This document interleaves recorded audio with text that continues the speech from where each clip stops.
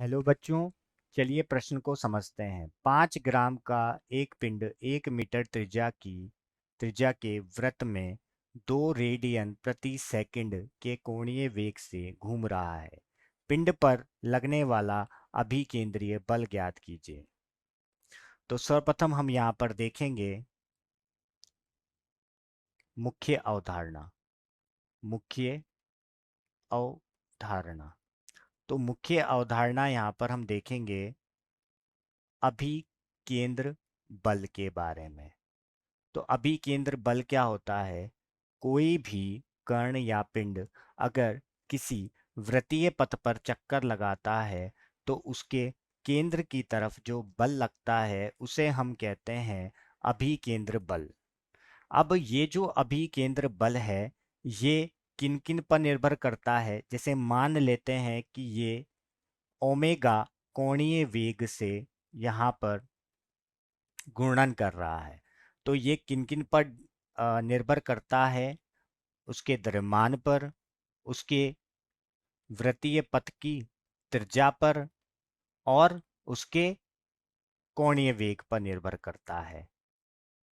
तो अब चलते हैं हम हल की तरफ। हल। तो बच्चों हमें क्या क्या दिया हुआ है? हमें दिया है, हमें द्रव्यमान दे रखा है। द्रव्यमान जो हमें दे रखा है 5 किलोग्राम। और हमें दे रखी है त्रिज्या, जिस वृत्तीय पथ पर उसकी त्रिज्या दे रखी है वो दे रखी है हमें 1 मीटर।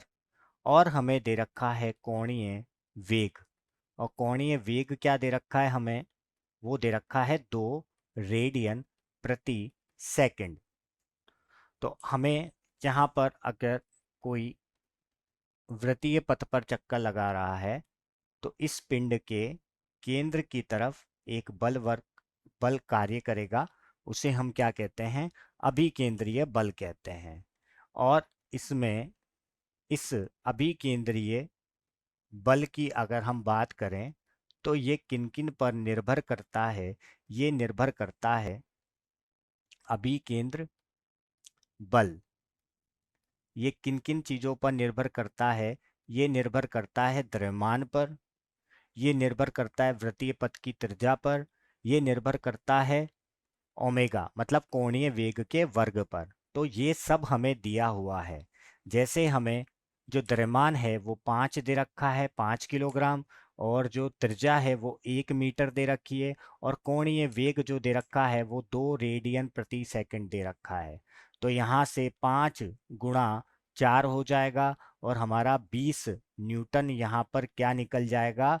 अभिकेंद्रीय बल निकल जाएगा। तो प्रश्न का उपयुक्त उत्तर होगा हमारा 20 न्यूटन। मैं आशा करता हूं आपको समझ आया होगा। धन्यवाद।